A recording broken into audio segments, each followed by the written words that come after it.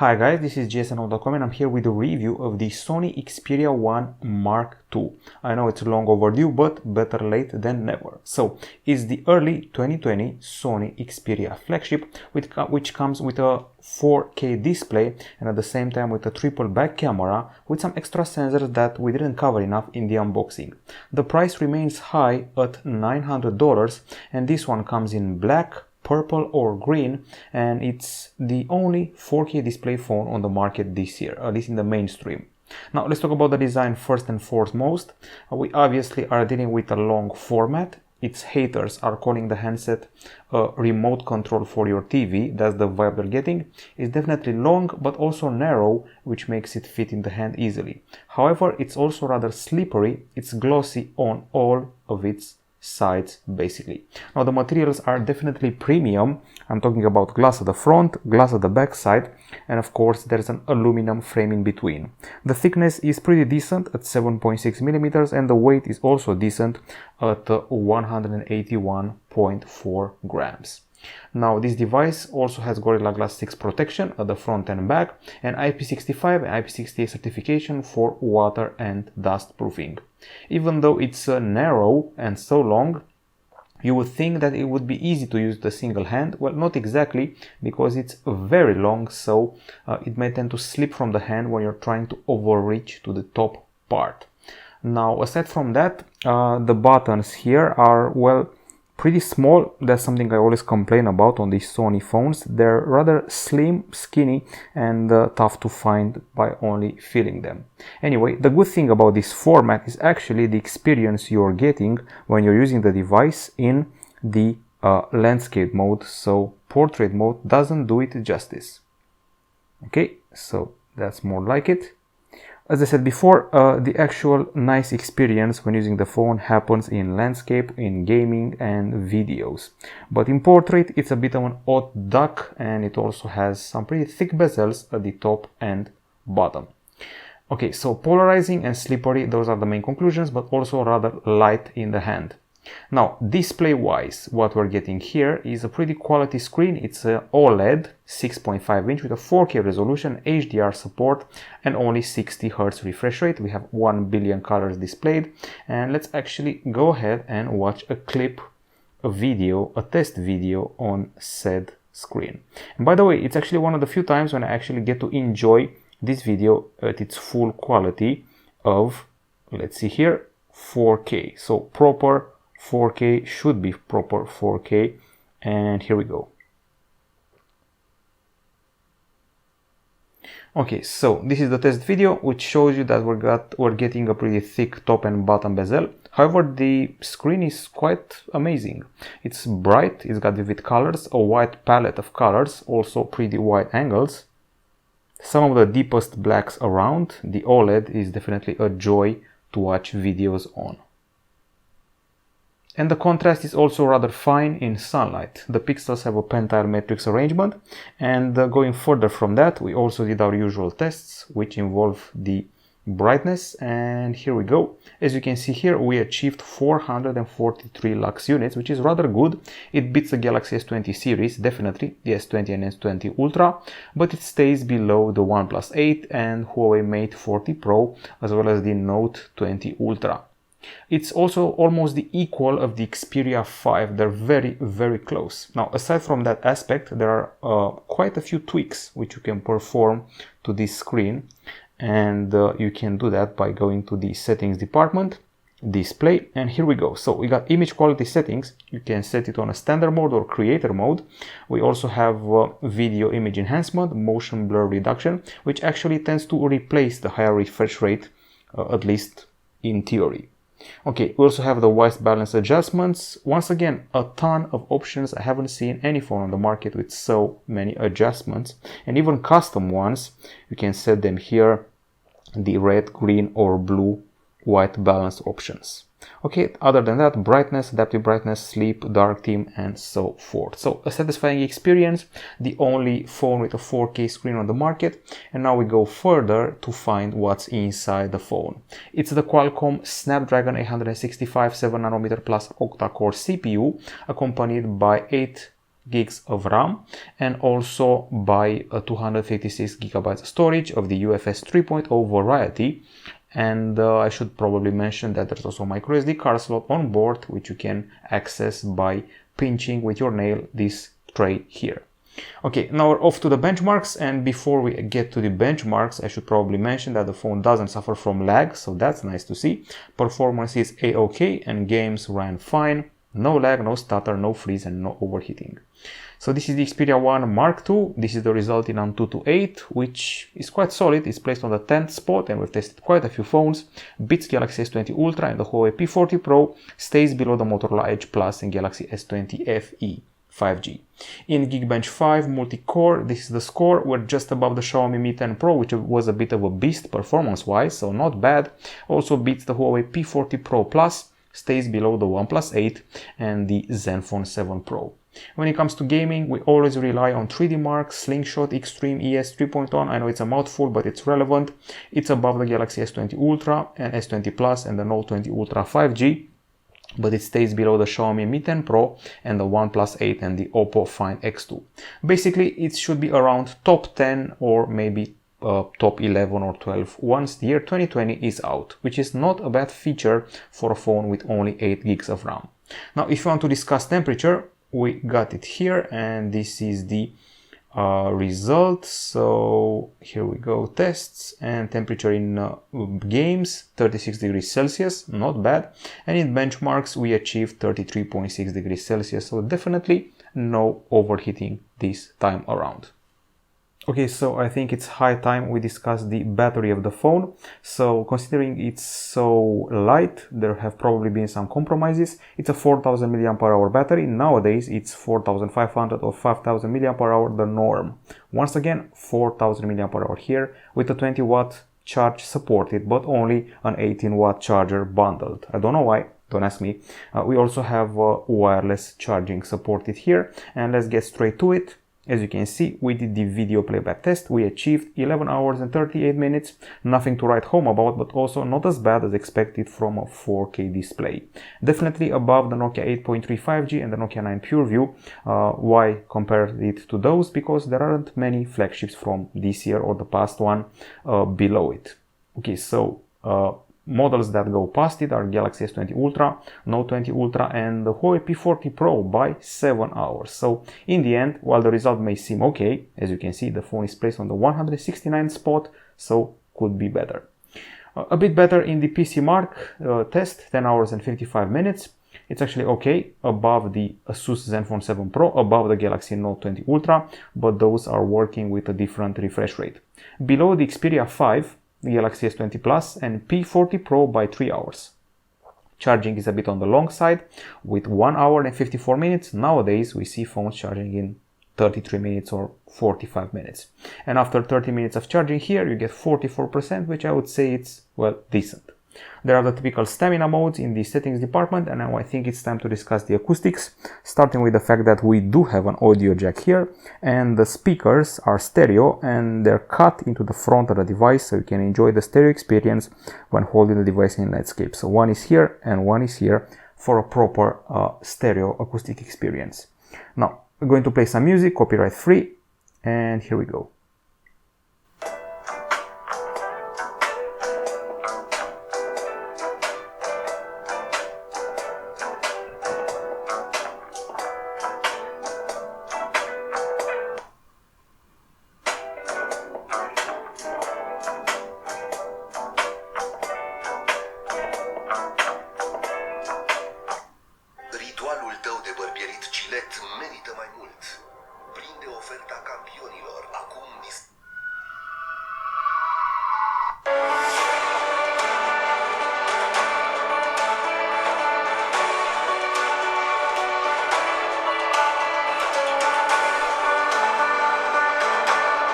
Now, as you can see, each time I tweak the volume, there's also an extra option which appears and lets me activate a special, well, feature which lets me tweak the dynamic vibration, which is here, and it's actually supposed to supplement the experience and make you feel the bass stronger. It actually distracts me from the experience.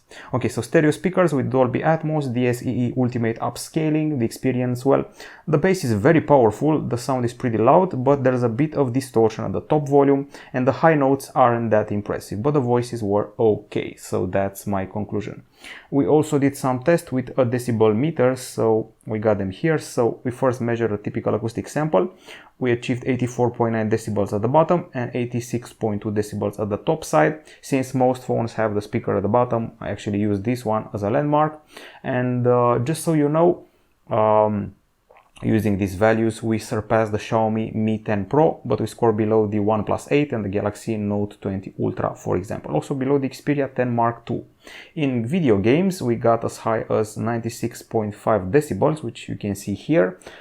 Usually 100 decibels is the mark, but this is rather okay. It surpasses Huawei P40 Pro Plus and Galaxy Note 20 Ultra. It stays below Galaxy S20 Fan Edition and the Zenfone 7 Pro.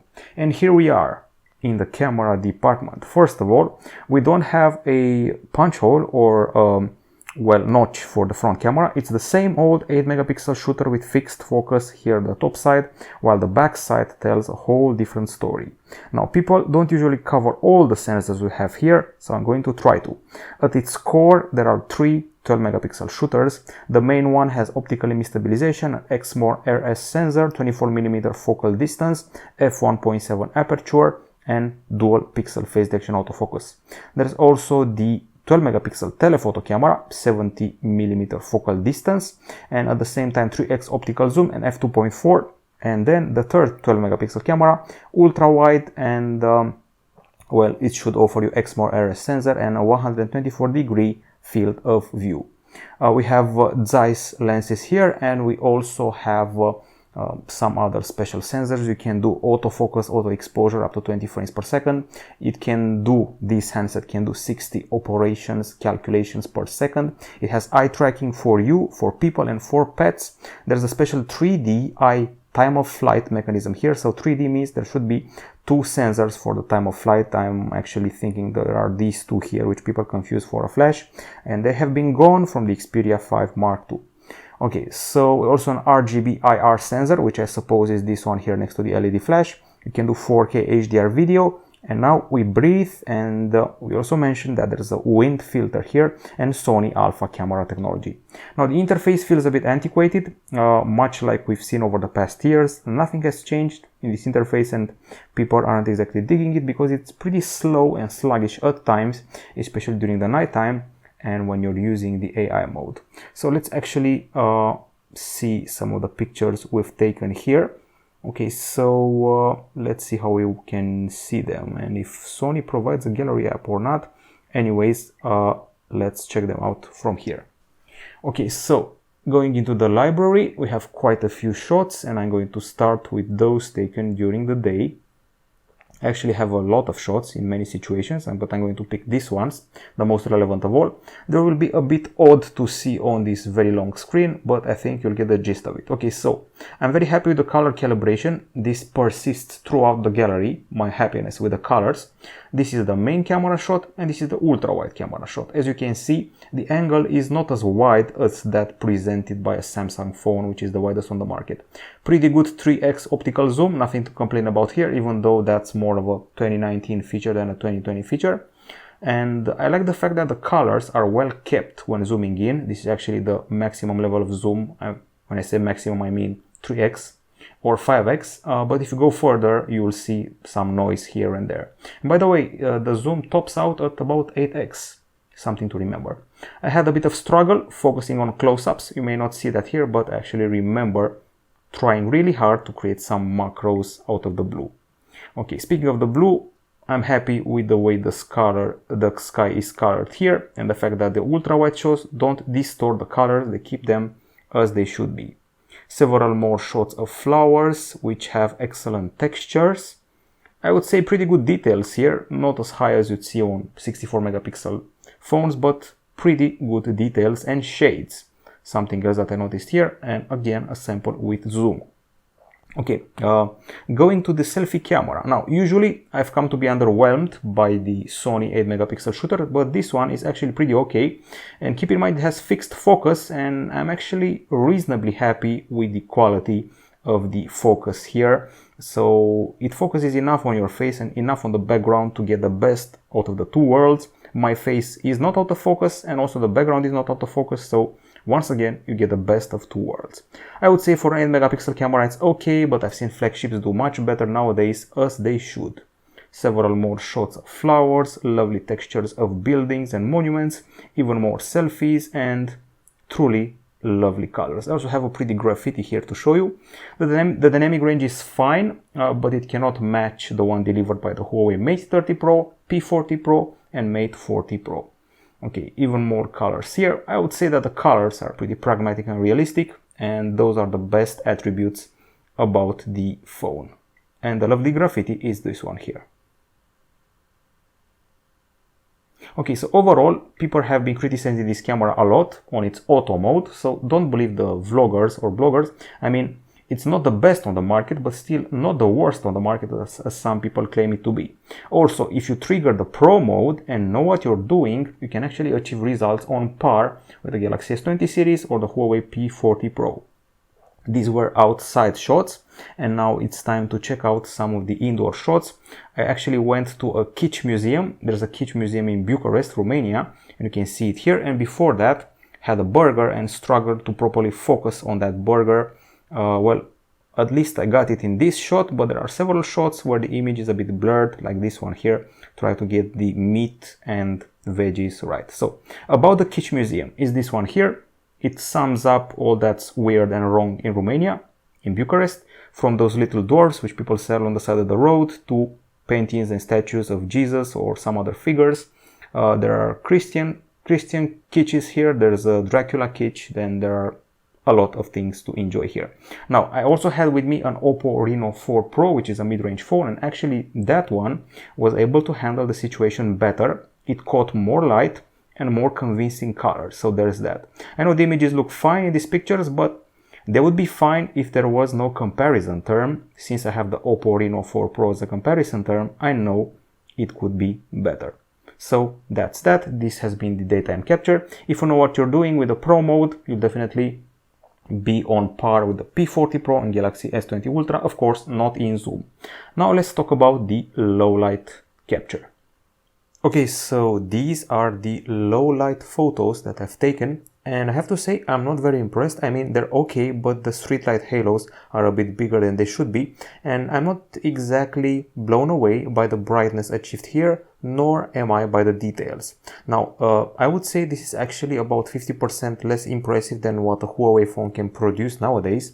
I'm talking about the P40 Pro, Mate 40 Pro, and even the Mate 30 Pro can definitely surpass this Xperia handset. I'm not saying these are bad shots, keep that in mind. It's the fact that they're not memorable, they're not extraordinary in any fashion, lighting, noise quantity, colors. They're just okay, and that's it. And I've seen even some mid-range phones producing similar results, so definitely not a flagship level performance of 2020. Maybe impressive last year, but we need more. Okay, now aside from that, as you can see, it can handle light sources pretty fine, even though some of these lights were a bit overblown in proportion compared to what I've seen on other handsets out there. And I don't exactly feel we are actually using a night mode at any time. Okay, we're done with that. Definitely below Huawei when it comes to nighttime photo capture. Let's talk about the videos, and I do have quite a few of them. Okay, so as usual, they're organized in chapters. So let me turn down the volume a bit, and first of all, let's see the stabilization test. So I am walking around in the center of Bucharest, and as you can see, the stabilization is quite fine. Walking at a pretty fast pace, not losing focus, not noticing any sort of flicker, and the quality of the image stays okay. Now, what bummed me out about the experience was the fact that the selfie video was totally underwhelming, especially if you're looking for proper focus, details, clarity. I mean, the stabilization looks okay, but It's just an 8 megapixel camera and it definitely shows its limitations. Now excuse the morning hair, let me get past that. And here we go. It was also a pretty windy day and the contrast feels rather intense in this capture. So I've seen much better on the Galaxy Note 10 last year. Here we have the focus test, which is okay, but definitely slower than a Samsung or Huawei phone. Focusing on an object in the foreground and then on the background takes a bit to focus. It does the trick, but once again, I've seen faster on other phones. I'm not saying it's all bad. There are good things here, and let's see those. For example, I would say that the clarity is fine when filming stuff. So this is a scenery. I focused mostly on 4K filming, and guess what I found out? The standard option of filming in your standard camera application is 4K by 30 frames per second. If you want 60 frames per second, well, you have to use the specialized app. Didn't know that, so I ended up with 4K 30 frames, so it could have been cooler if 60 frames per second was made available. Now the sky here is an unnatural blue, so the same problem we have with the Galaxy S20 Plus. So in many ways it's closer to the Galaxy S20 Plus than the S20 Ultra, Huawei P40 Pro and other handsets out there which are, well, big shots. Okay, and let's see if we have other videos here. You get the core of the idea of what we're dealing with here. This time we have more colors. These colors actually look good. If they're artificial, I would say they're pretty well reproduced. However, when it comes to vegetation and the blue of the sky, they're unnatural and too saturated for my taste. Someday, back in the days of the Xperia XZ1, Sony used to excel when it came to video. This time, not so much. And indoors, you also have several shots here in a kitsch museum. And as you can see, there is a flickering here caused by the light sources. And there's also some ghosting when you do the quick panning. Okay, enough about that. Not very impressive, as you probably figured out already. And it's time to see how we're doing in the low light video capture. We have this sample here. Definitely a disappointment, that's for sure. There is a poor stabilization here. There's a lot of flicker. There's this intermittent effect that you can see. The colors is unnatural, and if you look in the distance, you're going to see a lot of noise. Frankly speaking, this is underwhelming for sure, possibly the most underwhelming aspect of the camera. If the other ones can be corrected with specialized apps, I highly doubt you can get good results with a pro app when it comes to nighttime filming, even though the Xperia 5 was actually one of the best filming nighttime phones in 2019. Okay, so we're done with the camera. I am a bit disappointed, but mostly by the software. I feel that we're getting some solid sensors here, which are dragged behind by the AI and by the long time it takes for you to take a shot using the camera software, and the interface still leaves quite a bit to be desired. And if you want to do more things, you got the Cinema Pro app, which can take it to a whole new level. You got extra features here if you really want to do your tweaks and projects and options, and maybe even turn the frames per second at a higher level. Okay, so we're now totally done with the camera. We're going to talk about the connectivity. I'm going to start with the USB-C port at the bottom. It's USB-C 3.1, so there's that. We also have GPS and GLONASS support on this device, BDS and Galileo, NFC for your payment needs, and 4G and 5G plus Wi-Fi 6, Wi-Fi Direct, DLNA and Bluetooth 5.1. The calls came in loud and clear, and I should also mention that we did a speed test, and let's see how that panned out. Quite a few screenshots here, and the results are quite impressive. On 4G, 273 Mbps downloads, 54.3 Mbps uploads, and on Wi-Fi, 332 over 24.8. I would say these are definitely flagship values, so there's that. On the software front, you can basically rewatch our review of the Xperia 1 and Xperia 5 from last year. Nothing has changed.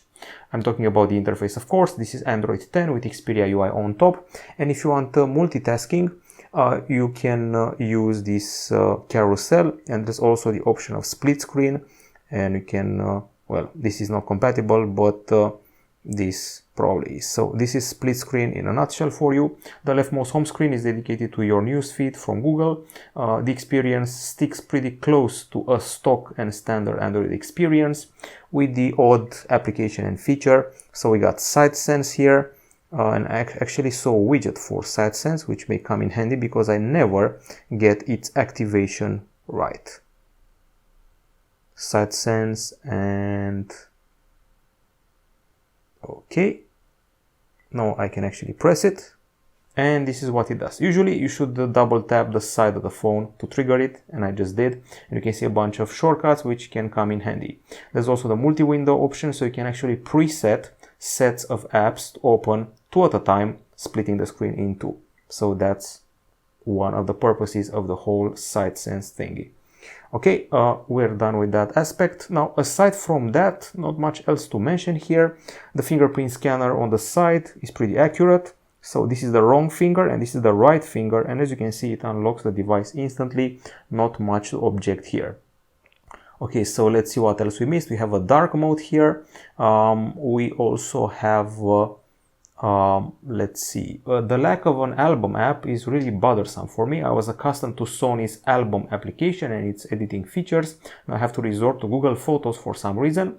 And speaking of apps, there's Cinema Pro, there's Photo Pro, there's Imaging Edge to connect to your camera, Game Enhancer for gamers with quite a few options, I have to say. So if you go here, you have your recording resolution, you have your, well, notification options, and each app should have its own thing here. Related videos, screenshots and videos, functions here. You can set it for a preferred battery life, balance, performance, and do some other controls, high notifications, lock notification bar, navigation bar, and more. Turn off or on adaptive brightness and so forth. So gaming has received a boost this time around. And aside from that, there's entertainment, Facebook and Netflix. There are tools like news and booking.com, Amazon Shopping, there's Spotify here. We also have, let's see what else, Outlook for your business needs, and the PlayStation app. Plus you can connect the DualShock 4 controller and soon the PlayStation 5 controller to this handset and control your gaming sessions. I think this is pretty much it as far as the device is concerned. I feel we have covered everything, and now it's time to talk about the verdict. Okay, so I'm going to start, of course, with the pros and cons. On the pro side, it's definitely a handset which you will be able to enjoy when you're using it in landscape mode. So it feels pretty enjoyable if you're going for a landscape experience. Now, aside from that, I should also mention that the screen is quite bright and crisp. It's a 4K display, which we don't get enough of nowadays. The battery, well, that's in the cons. So once again, in the pros, good in landscape, solid performance CPU wise, quality screen. We have the pro modes for video capture and photo capture, solid speakers when it comes to volume and bass especially, and of course some people will call them gimmicks, some people will call them normal stuff, IP68, micro SD, audio jack, and fast connectivity. Plus the colors and the clarity of the photos during the daytime were good. Nothing to object here, and the stabilization was quite solid in the video department. Those are pros. On the cons, I actually mentioned the battery before. The battery is a pretty big con if you ask me. It's a bummer, the video playback time. The charging is also a bummer. The phone itself is rather slippery, and I was stuck to 4K 30 frames per second filming just because that's the default app in the camera application. The selfie camera is poor all around. When I complimented it, I was actually meaning for an 8 megapixel camera, it's good. But overall, it's way below what the competition is offering. Aside from that, poor low light capture video and photo, and the AI and camera interface is dragging down the whole experience with its sluggishness. So remember that. However, if you're a pro buyer and you actually know what to do with an app like this may be the phone for you. If you're patient enough and know how to deal with all of these options here and know how to work the Cinema Pro app, you can actually turn this into a phone on par with the Galaxy S20 Ultra, Huawei P40 Pro, or whatever other device you're aiming for. If you're not a pro user, well, you may buy something else. If you're buying this phone for other purposes like gaming or Netflix consumption in 4K and YouTube consumption, you'll be happy with that. But it's a pity we're wasting such good camera sensors and Sony Alpha technology with a poor software from Sony. So Sony needs to step up the software game to keep up with the hardware game. That's the conclusion here. Xperia 1 Mark II review out from gsm.com. Hope you enjoyed it and made it clear that this is a phone for pro users when it comes to the camera, and the average user can enjoy the gaming and the screen in videos. Of course, also the acoustics. Bye bye.